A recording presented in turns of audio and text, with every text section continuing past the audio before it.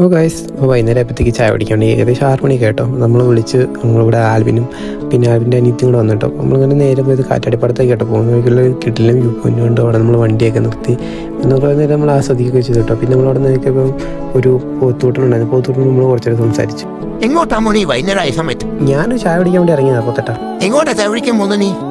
നമ്മുടെ കട്ടനും കാട്ടിൽ. ആണോ? അതിപ്പോ ഇല്ലെന്നാണല്ലോ പറഞ്ഞു കേട്ടത്. ആണല്ലേ, എനിക്ക് അറിയത്തില്ലായിരുന്നു കേട്ടോ. എന്താണ് വന്നല്ലേ ഇവിടുത്തെ യുവക്കാ സഹിച്ചിട്ട് പോട്ടോ.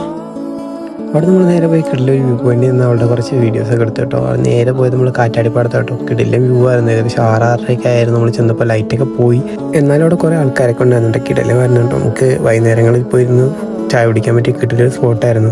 പിന്നെ ലൈറ്റൊക്കെ ഫുള്ള് പോയിട്ട് നമ്മൾ കട്ടനും കാറ്റിലേക്ക് പോകുന്നുള്ള മൈൻഡിലായിരുന്നു കേട്ടോ. അവിടെ പോയപ്പോഴത്തേക്ക് കട്ടനും കാറ്റും ഉണ്ടോ ഇല്ല നമുക്ക് അറിയത്തില്ല. നമ്മൾ നേരെ കാറ്റാടിപ്പാടത്ത് നിന്ന് കട്ടനും കാട്ടിലേക്ക് പോവാം കേട്ടോ.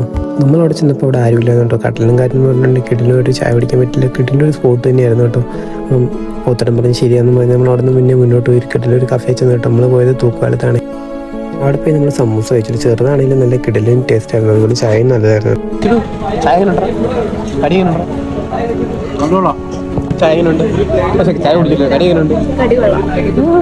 അങ്ങനെ അടുത്ത വീഡിയോ കാണുന്നവരെ എല്ലാവർക്കും ബൈ ബൈ.